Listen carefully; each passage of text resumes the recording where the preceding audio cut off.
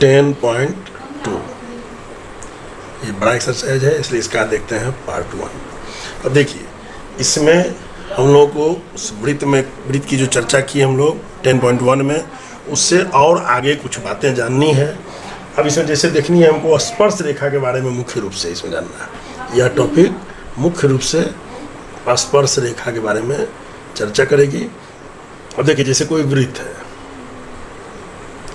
अब 3 स्थिति हो सकती है। वह कोई बिंदु अगर वृत्त के बाहर हो, अगर वृत्त के अंदर हो, अगर वृत्त के सतह पर हो। एक बिंदु यहाँ हो, एक बिंदु यहाँ हो, एक बिंदु मान लीजिए यहाँ हो, तो इस तरह से कितनी स्पर्श रेखाएं खींची जा सकती है। अब ध्यान से देखिए, जो अंदर बिंदु है, ये अंदर में स्थित बिंदु है और इसे यह वृत्त के अंदर की बिंदु है। इससे अगर हम स्पर्श रेखा कोई खींचना चाहेंगे तो हो ही नहीं सकता है। इससे कोई स्पर्श रेखा किसे कहते थे? परिधि से जो टच करता था, नहीं खींची जा सकती। इसको ध्यान रखना है। यानी कोई वृत्त, कोई बिंदु अगर वृत्त के अंदर स्थित है, अंतः स्थित है, तो उससे हम कोई स्पर्श रेखा नहीं खींच सकते हैं। दूसरी, अगर कोई बिंदु वृत्त के सतह पर है, तो आप जैसा कि जानते हैं यहाँ से हम एक स्पर्श रेखा खींच सकते हैं। नहीं, ये बी स्थिति है कि वृत्त के सतह पर स्थित बिंदु, इसका हम लोग नाम भी जानते हैं, इसका नाम होता है स्पर्श बिंदु। और इससे से केवल एक स्पर्श रेखा खींची जा सकती है। क्लियर है? ऑब्जेक्टिव में ये सब पूछेगा, बहुत महत्वपूर्ण पॉइंट है, इसको ध्यान रखना। और तीसरी क्या स्थिति हो सकती है? वृत्त के बाहर, कहीं भी रखिए, नहीं यहाँ रखिए। इसको कहते हैं बाहर स्थित बिंदु।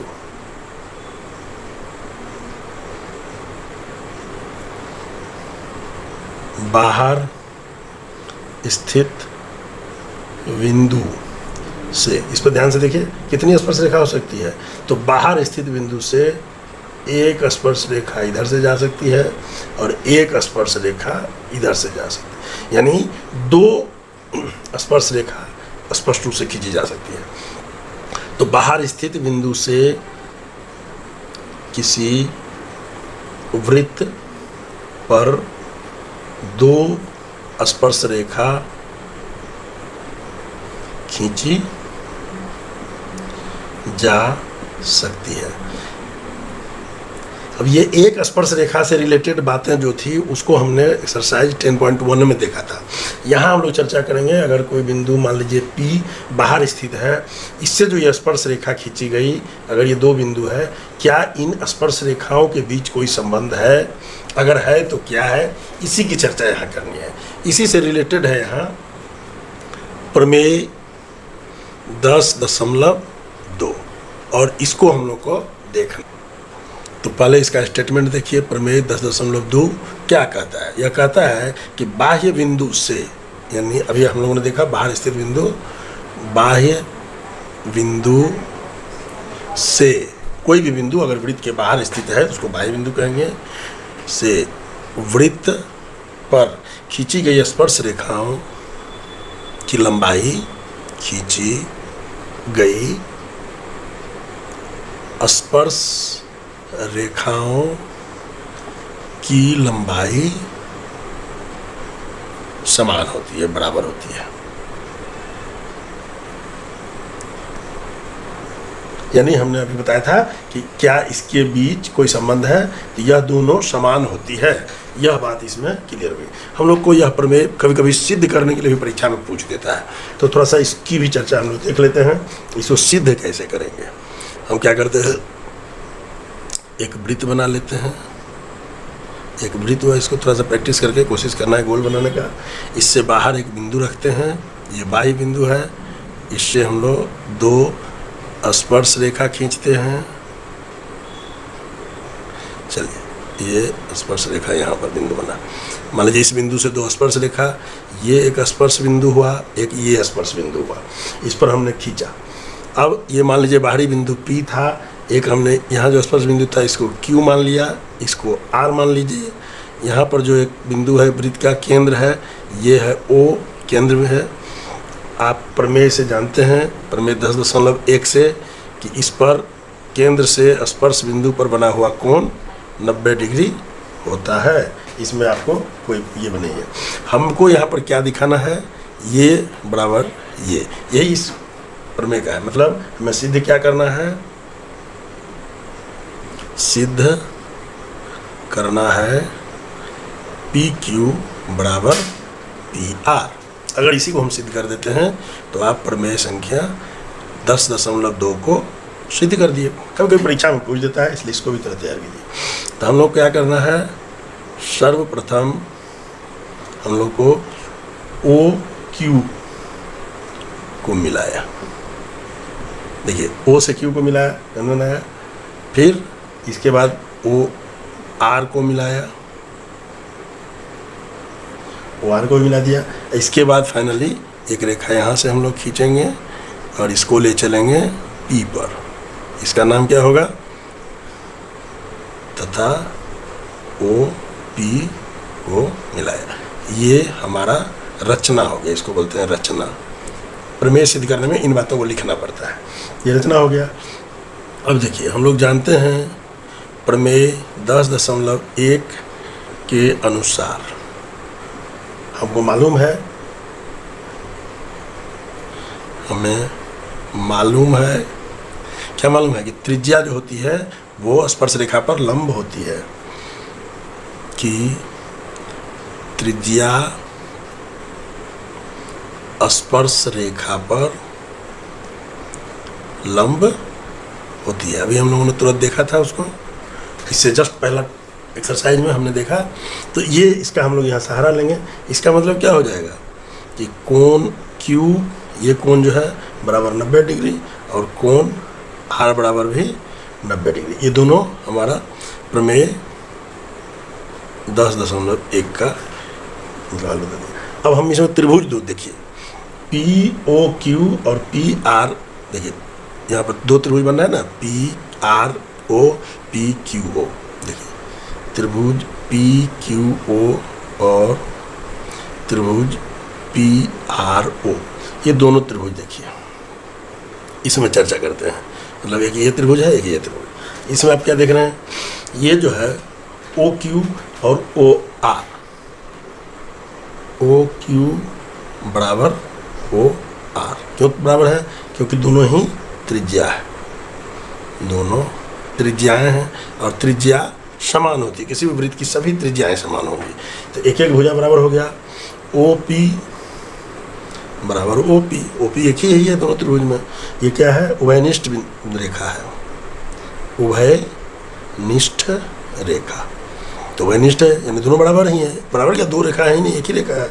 ये दोनों हो गया। और इसके बाद हम लोग को मालूम है कोण Q बराबर कोण R, ये बराबर 90 डिग्री है। ये हमारा सिद्ध है। तो दो रेखा और एक कोण अगर बराबर होता है तो उसको हम लोग क्या कहते हैं, साइड एंगल साइड प्रमेय से। इस प्रमेय के अनुसार क्या हो गया, त्रिभुज ये पहला जो था PQO और त्रिभुज PRO, ये दोनों ही सर्वांग सम हो गया। सर्वांग सम समझते हैं, सभी तरह से बराबर, यानी ये बराबर ये बराबर, सब बराबर हो गया। और जब ये सब ओर से बराबर है, यानी इसको आप एक शब्द लिखेंगे ना, जब CPCT के अनुसार से, अभी इसको नहीं भी लिखेंगे चलेगा। तो आपको क्या लिखना है, जब ये सर्वांग सम है तो PQ बराबर PR। देखिए ये प्रूव्ड हो गया, यही हमको दिखाना था। तो ये 10.2 का प्रमेय को अगर पूछता है आपको इसको सिद्ध कीजिए, तो आप इसी बात को लिख देंगे और ये प्रमेय इस प्रकार से सिद्ध हो जाएगा। अब देखते हैं इसका सवाल। तो अब आते हैं सीधा एक्सरसाइज सवाल पर। एक्सरसाइज देखिए, ये 10.2 का हम लोग का चल रहा है। सवाल सीधा रहा है 1 2 3, ये सब क्या है, सही विकल्प चुनिए। मतलब ऑब्जेक्टिव प्रश्न है। पहला है, एक बिंदु Q से वृत्त की स्पर्श रेखा की लंबाई 24 सेंटीमीटर, क्यू की केंद्र से दूरी 25 सेंटीमीटर, तो वृत्त की त्रिज्या है। चलिए, बहुत आसान सवाल है। एक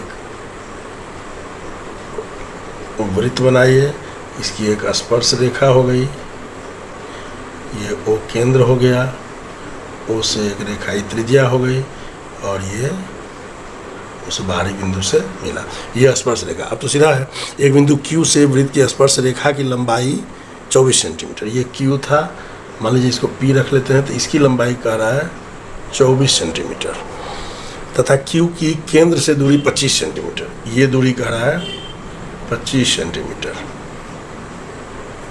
देखिए, ये लंब है, इसको आपको निकालना है, ये है मान लीजिए x। देखिए,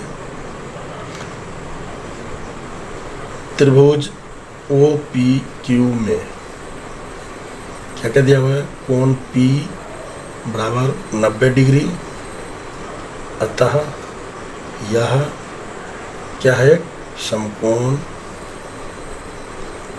त्रिभुज है। क्लियर हो गया। यहाँ पर पाइथागोरस प्रमेय से, पाइथागोरस प्रमेय की आवश्यकता आ जाएगी। यहाँ पर देखिए 2-3 बात दिया हुआ है। PQ बराबर ये आधार है और इसकी लंबाई 24 सेंटीमीटर है। OQ ये क्या है, कर्ण है और इसकी लंबाई दी हुई है 25 सेंटीमीटर। OP ये लंब है और इसकी लंबाई हमें नहीं मालूम है, यही निकालना है। तो पाइथागोरस प्रमेय से हमें क्या करना होगा, OP स्क्वायर लंब स्क्वायर बराबर OQ square minus PQ square, कर्ण स्क्वायर माइनस आधार स्क्वायर। अब इसको देखिए, ये कितना है, 25 का स्क्वायर और माइनस 24 का स्क्वायर, ये हो गया OP स्क्वायर, नहीं OP बराबर, जब स्क्वायर हटा दिए थे तो रूट लग गया। तो अब देखिए क्या हो गया, A square minus B square है, सीधे सीधे 25 अब जोड़ 24 इसका मान हो गया। अब वहाँ नहीं कर लीजिए, ज़्यादा अच्छा रहेगा, कन्फ्यूजन क्यों करेंगे। 625 माइनस 576 अंडर रूट, तो फिर से इसको देखिए, ये हो गया 49, ये बराबर हो गया 7 सेंटीमीटर। यानी ए ऑप्शन जो है, यानी ऑप्शन ए इसका हल हो गया। पहला प्रश्न हल हो गया। दूसरा देखिए क्या कर रहा है, यदि आकृति 10.11 में ये आकृति दी हुई है, यदि TP, फिर वही T बाहरी बिंदु है, TP और TP और TQ दोनों स्पर्श रेखा है, केंद्र O वाले किसी वृत्त पर 2 स्पर्श रेखाएं हैं, इस प्रकार हैं कि POQ की मान दिया हुआ है 110 डिग्री, तो PTQ की कितनी होगी वैल्यू, सो बतानी है। देखिए, एक चित्र हम यहाँ बना देने वाले हैं। यहाँ पर प्रश्न संख्या 2, एक ये वृत्त है, ये वृत्त हो गया, ये एक बिंदु है, बाहरी बिंदु, चलिए यहाँ केंद्र है,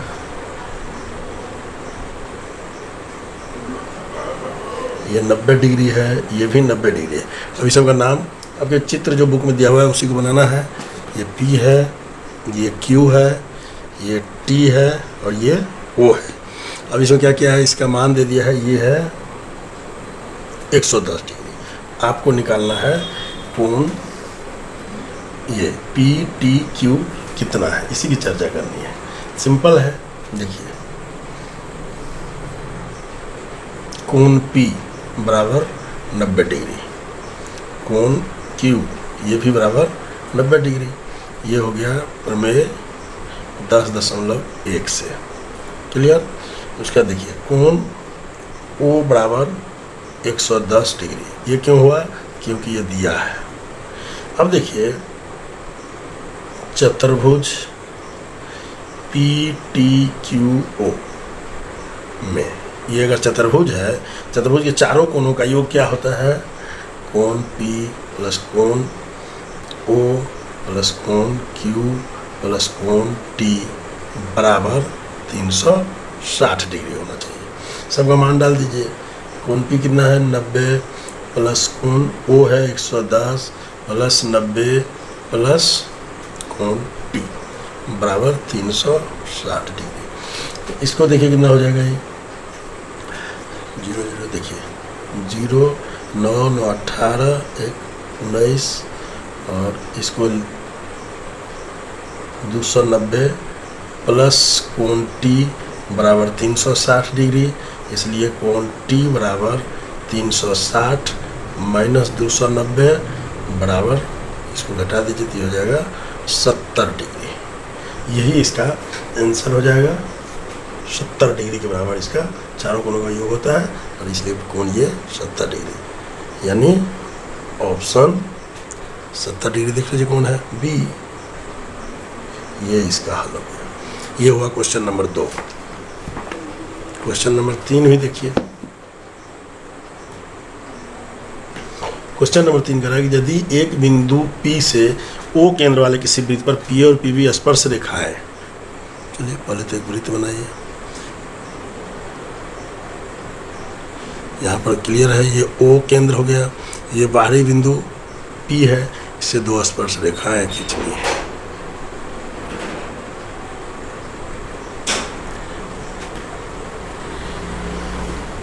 P से बिंदु P हो गया, यहाँ केंद्र पर डाला गया 2, एक इसका नाम हुआ A, इसका नाम हो गया B, ये हो गया PA, ये हो गया PB और यह 80 डिग्री कोण पर इसका मान दे दिया 80 डिग्री। ठीक है, तो कोण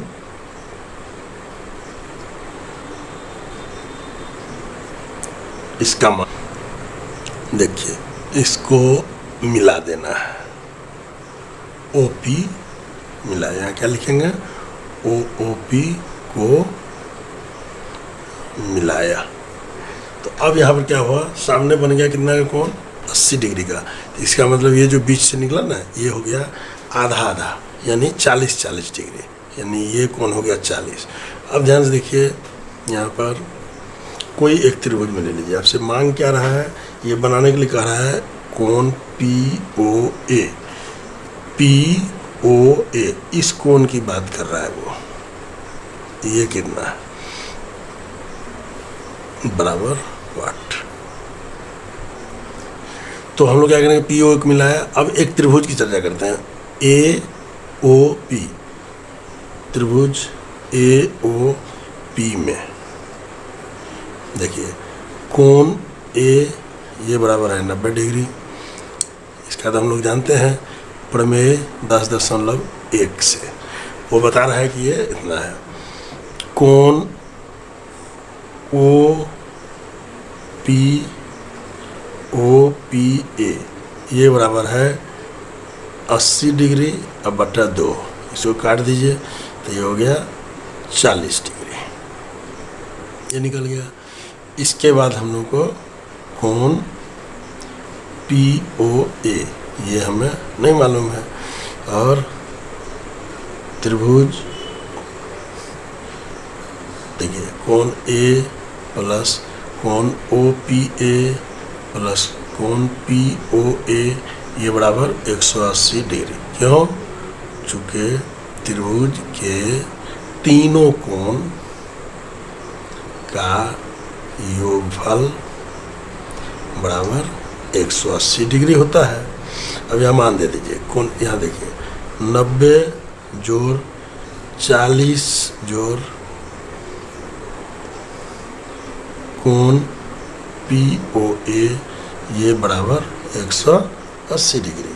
इसको जोड़िए 130 डिग्री प्लस कोण POA बराबर 180 डिग्री, इसलिए कोण POA बराबर 180 माइनस 130 डिग्री, यानी बराबर हो गया ये 50 डिग्री। यही इसका हल होगा। ऑप्शन देखिए ए, ऑप्शन